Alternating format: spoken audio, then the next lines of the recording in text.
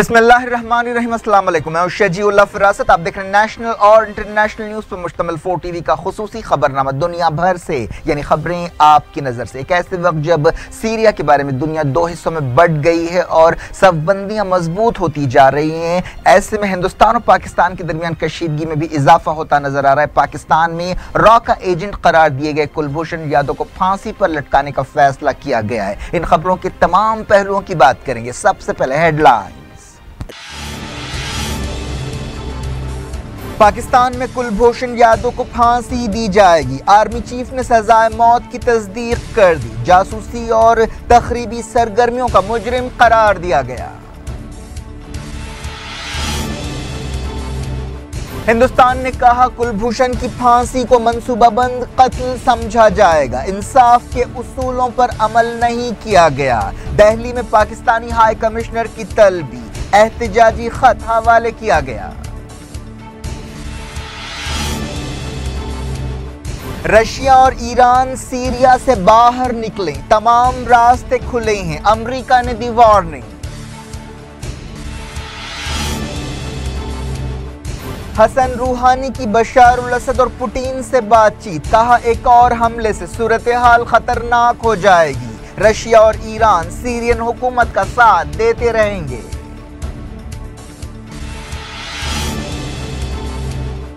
G7 conference मंगल से शुरू होगी, सीरिया एजेंडे में सबसे ऊपर, तुर्क और अरब वजीरों को भी बुलाया गया।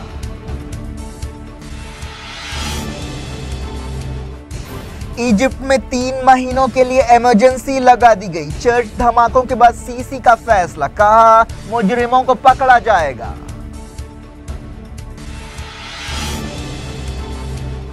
लीबिया को 3 हिस्सों में बांटने का मंसूबा, तजवीज पर अमरीकी और यूरोपीय ओहदेदारों की बातचीत।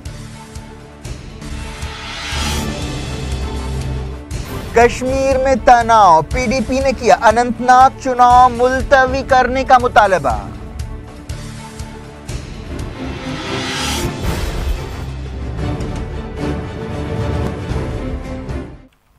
हेडलाइंस आपने देखी, खबरों की तफसील। सबसे पहले बात करते हैं इंडिया पाकिस्तान तनाव की। पाकिस्तान की एक फौजी अदालत ने हिंदुस्तान की खुफिया एजेंसी रॉ के एजेंट करार दिए गए कुलभूषण जाधव की सजाए मौत की तस्दीक कर दी है। इससे पहले एक फौजी अदालत ने उन्हें पूरे पाकिस्तान में तखरीबी सरगर्मियों और जासूसी की सरगर्मियों का कसूरवार पाया था। कुलभूषण जाधव की फांसी से हिंदुस्तान और पाकिस्तान के दरमियान रिश्ते और ज्यादा खराब हो जाएंगे। पाकिस्तान के army chief general Qamar Javed Bajwa ने 46 साल जाधव की सजाए मौत की तस्दीक की। फील्ड जनरल कोर्ट मार्शल ने इससे पहले उन्हें इल्जामात का कसूरवार पाया। पाकिस्तानी फौज की मीडिया शाख ISPR ने यह बात बताई। जाधव को पाकिस्तान आर्मी एक्ट के तहत मुजरिम करार दिया गया। पाकिस्तानी फौज के एक बयान में कहा गया कि इंडियन नेवी के कमांडर जाधव ने मजिस्ट्रेट और अदालत के सामने अपने जुर्म का इकरार किया है और कहा है कि उसे रॉ ने एक मंसूबे पर भेजा था ताकि वो पाकिस्तान में जासूसी और तखरीबी सरगर्मियां अंजाम दे सके, जिनका मकसद पाकिस्तान का इस्तेहकाम मुतासर करना था। पाकिस्तानी फौज के तर्जुमान ने बताया कि जाधव को खासतौर पर बलूचिस्तान और कराची में अमन बहाल करने की कोशिशों को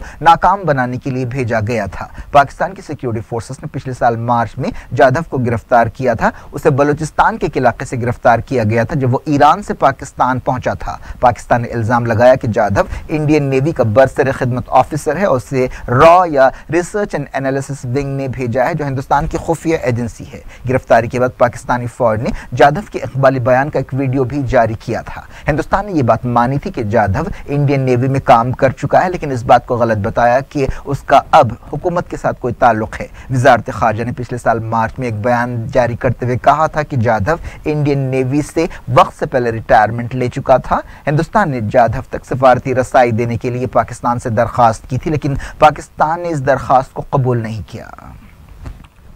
पाकिस्तानी फौज के तर्जुमान ने कहा कि जाधव उर्फ हुसैन मुबारक पटेल को अपने बचाव का मौका दिया गया। पाकिस्तान और हिंदुस्तान के दरमियान पहले से ही कई मामलात पर तनाव पाया जाता है। खासतौर पर पिछले साल सितंबर में उड़ी हमले के बाद यह तनाव काफी बढ़ गया। उसी हमले के बाद हिंदुस्तान ने LOC पार करके पाकिस्तान के इलाके में सर्जिकल स्ट्राइक्स करने का दावा किया था। एक्सपर्ट्स का ख्याल है कि जाधव को फांसी देने का फैसला बहुत गैर मामूली है और इसके इंडिया पाकिस्तान ताल्लुकात पर बहुत बुरे असरात पड़ेंगे।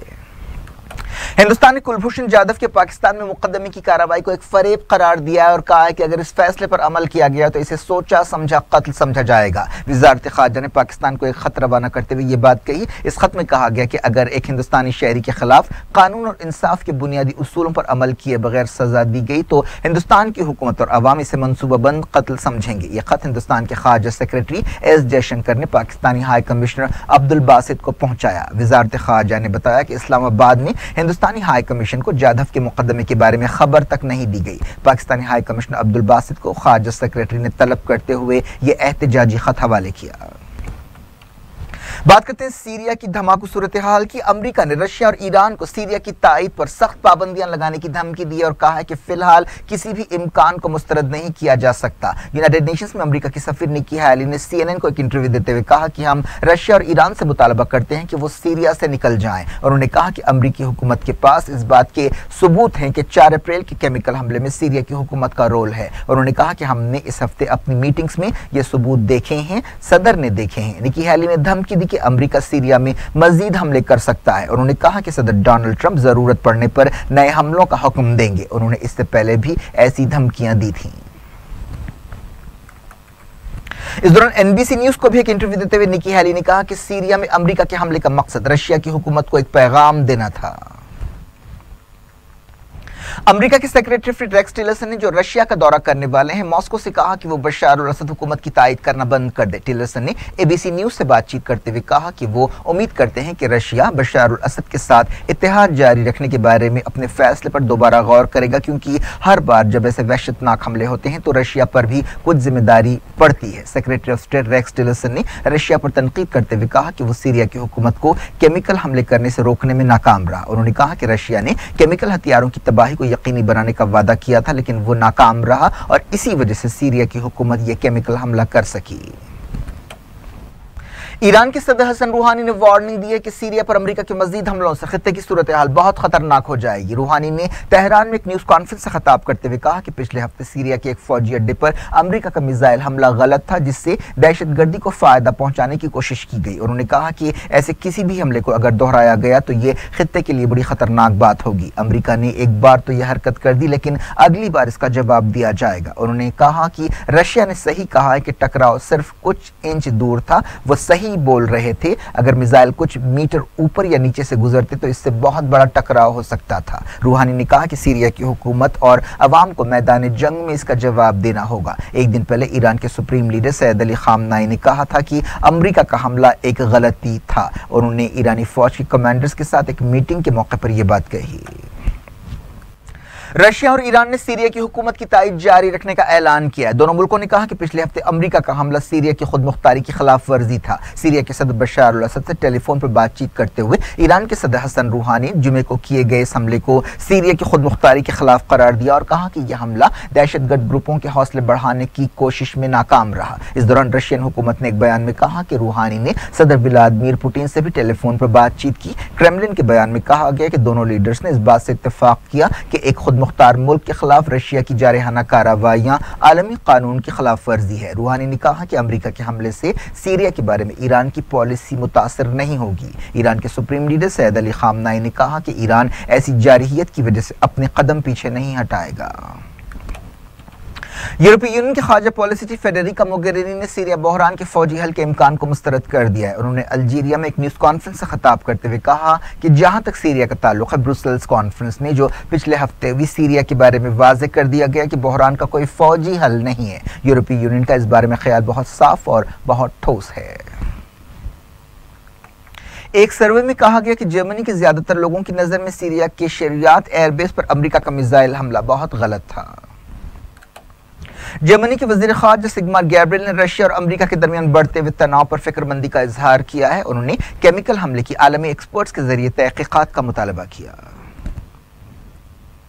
इजिप्ट के सदर अब्दुल फतेह अल सीसी ने 2 चर्चों में धमाकों के बाद मुल्क में 3 महीनों के लिए इमरजेंसी लगा दी है। इजिप्ट के शहर तंता और अलेक्जेंड्रिया में इन धमाकों में कम से कम 44 लोग हलाक हुए थे और 40 से ज्यादा जख्मी हुए थे। ये धमाके पाम संडे नाम के ईसाई त्यौहार के मौके पर किए गए थे, जब लोग इबादतों में मसरूफ थे। इजिप्ट के सदर ने इन धमाकों पर अफसोस का इजहार किया और मुल्क में 90 दिनों के लिए इमरजेंसी लगाने का ऐलान किया और कहा कि अहम मकामात की सिक्योरिटी फौज के हवाले की जा रही है। खबरों में कहा गया कि इन 2 धमाकों की जिम्मेदारी आईएसआईएस ने कबूल की है। अब्दुल फतेह अल सीसी ने टेलीविजन पर लाइव तकरीर करते हुए कहा कि कई कदम उठाए जा रहे हैं जिनमें इमरजेंसी भी शामिल है। उन्होंने कहा कि हमारे मुल्क को महफूज बनाने के लिए इमरजेंसी लगाई गई है। सीसी ने कहा कि सिक्योरिटी फोर्सेस ने हमले के जिम्मेदारों को पकड़ने और उन्हें इंसाफ के कटघरे में लाने के लिए अपनी कोशिशें तेज कर दी हैं। सऊदी अरब के शाह सलमान ने सीसी से टेलीफोन पर बातचीत की और इजिप्ट में हमलों पर अफसोस का इजहार किया। कई दूसरे अरब और मुस्लिम मुल्कों ने भी इजिप्ट के धमाकों की मजम्मत की है। अरब मीडिया की एक रिपोर्ट में कहा गया कि यमन की अब्दुल रब्बू मंसूर हादी हुकूमत जल्द ही अपनी पार्लियामेंट उबूरी दारुल अदन मुंतकिल करेगी। इस रिपोर्ट में कहा गया कि हुकूमत अलमोखा बंदरगाही शहर में दोबारा तामीर के काम शुरू करेगी। इस रिपोर्ट में जिला वतन हुकूमत की पार्लियामेंट के डिप्टी स्पीकर मोहम्मद अल शदादी के हवाले से ये बात कही गई। दुनिया भर से मैं वक्त हो गया छोटे से ब्रेक के बाद कुछ और खबरों के साथ आपकी खिदमत में दोबारा हाजिर होंगे। उम्मीद है ब्रेक के उस पार भी हमारा आपका साथ बना रहेगा।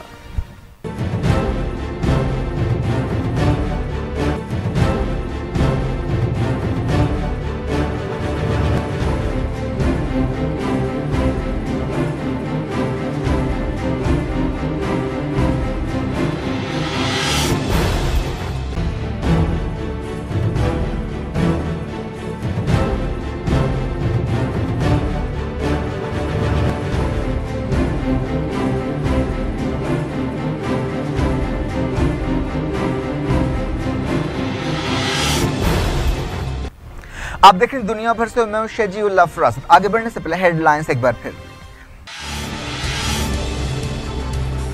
पाकिस्तान में कुलभूषण यादव को फांसी दी जाएगी। आर्मी चीफ ने सजाए मौत की तस्दीक कर दी। जासूसी और तखरीबी सरगर्मियों का मुजरिम करार दिया गया। हिंदुस्तान ने कहा कुलभूषण की फांसी को मंसूबाबंद कत्ल समझा जाएगा। इंसाफ के उसूलों पर अमल नहीं किया गया। दिल्ली में पाकिस्तानी हाई कमिश्नर की तलबी, एहतजाजी खत हवाले किया गया। रशिया और ईरान सीरिया से बाहर निकले, तमाम रास्ते खुले हैं, अमेरिका ने दी वार्निंग।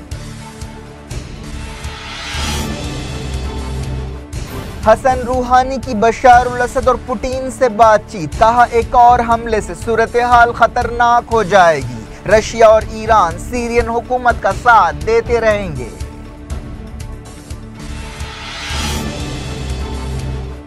G7 कॉन्फ्रेंस मंगल से शुरू होगी। सीरिया एजेंडे में सबसे ऊपर, तुर्क और अरब वजीरों को भी बुलाया गया।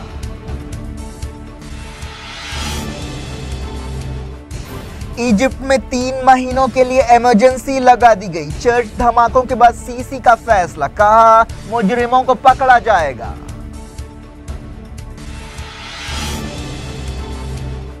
लीबिया को 3 हिस्सों में बांटने का मंसूबा, तजवीज पर अमरीकी और यूरोपीय ओहदेदारों की बातचीत।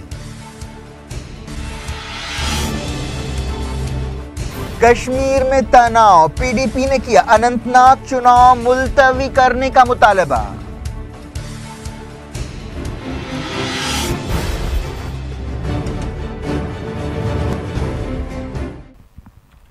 जारी रखते इंटरनेशनल न्यूज के सिलसिले को। दुनिया के 7 बड़े सनती मुल्कों की तंजीम G7 की एक छोटी कॉन्फ्रेंस मंगल से इटली में हो रही है, जिसमें सीरिया एजेंडे में सबसे आगे है। इटली के लूका शहर में होने वाली ये कॉन्फ्रेंस 2 दिन तक जारी रहेगी, जिसमें सीरिया के बारे में एक खास सेशन रखा गया है। जर्मनी, फ्रांस, बर्तानिया, कनाडा, इटली, जापान और अमेरिका के अलावा तुर्की, UAE, सऊदी अरब, जॉर्डन और कतर के वजीरों को भी इस कॉन्फ्रेंस में हिस्सा लेने के लिए बुलाया गया है। ये मुल्क अमेरिका के secretary of state Rex Tillerson से मुतालबा करेंगे कि वो सीरिया के बारे में अमेरिका की पॉलिसी साफ करें। इटली के वजीर खारजा एंजेलिनो अल्फानो ने कहा कि अमेरिका के हमले के बाद सीरिया में खतरनाक फौजी तनाव रोकने की कोशिशें की जानी चाहिए, जिसके लिए G7 का यह खुसूसी सेशन बुलाया गया है। इस दौरान कहा गया कि बरतानिया के वजीर खारजा बोरिस जॉनसन सीरिया के बशार अल असद की तायद और साथ छोड़ने से इनकार पर रशिया के खिलाफ कार्रवाई करने पर जोर देंगे।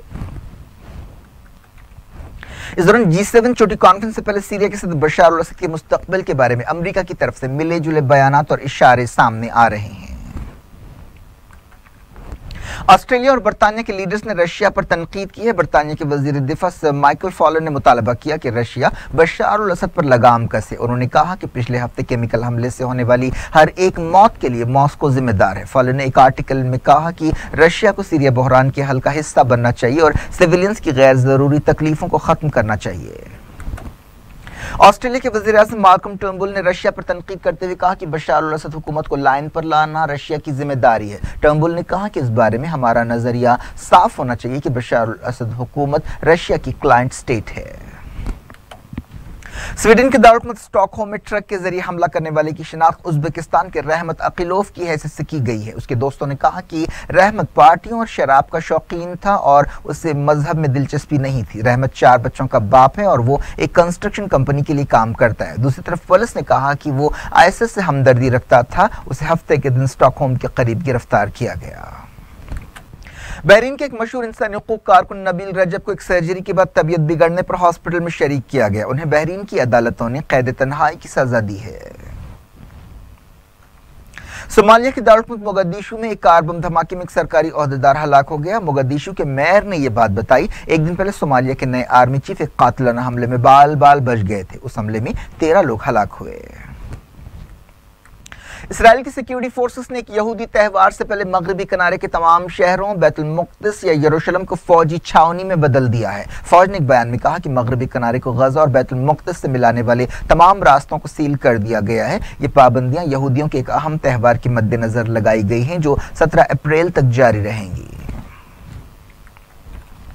इसराइल की सिक्योरिटी फोर्सेस ने मार्च के महीने में मगरबी किनारे गजा और अल-कुद्स से 509 फलस्तीनियों को गिरफ्तार किया है। फलस्तीनी कैदियों के लिए काम करने वाली एक तंजीम ने यह बात बताई। इनमें 75 बच्चे, 13 औरतें और 5 जर्नलिस्ट शामिल है।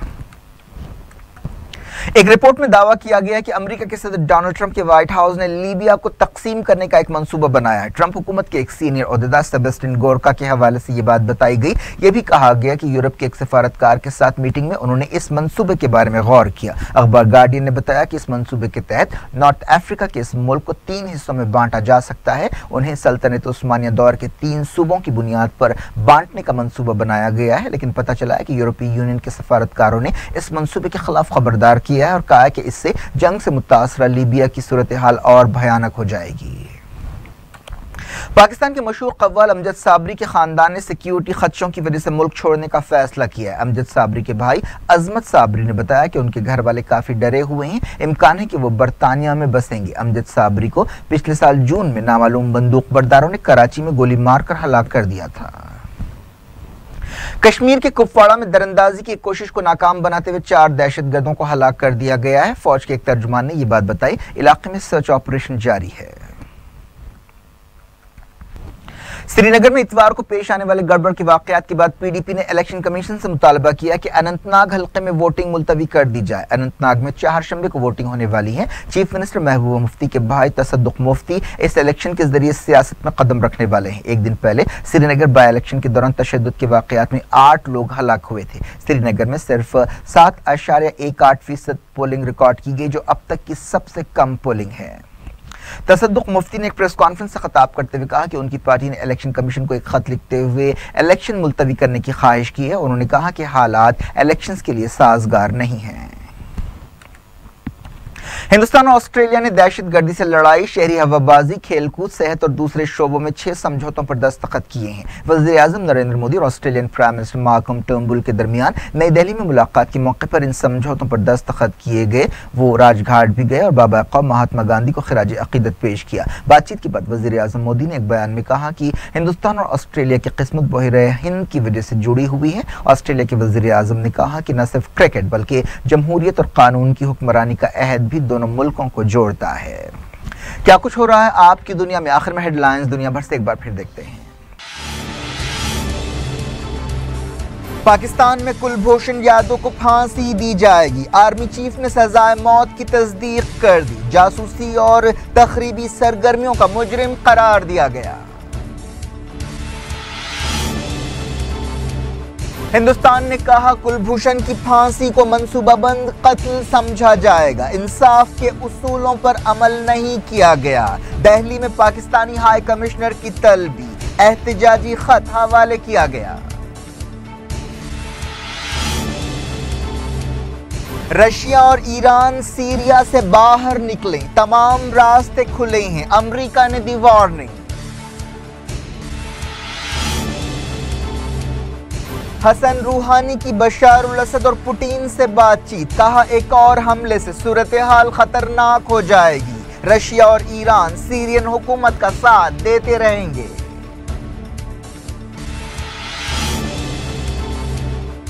G7 कॉन्फ्रेंस मंगल से शुरू होगी, सीरिया एजेंडे में सबसे ऊपर, तुर्क और अरब वजीरों को भी बुलाया गया।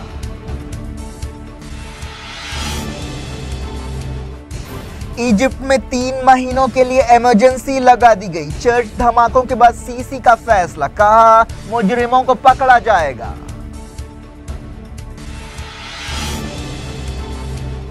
लीबिया को 3 हिस्सों में बांटने का मंसूबा, तजवीज पर अमेरिकी और यूरोपीय ओहदेदारों की बातचीत। कश्मीर में तनाव, पीडीपी ने किया अनंतनाग चुनाव मुलतवी करने का मुतालबा।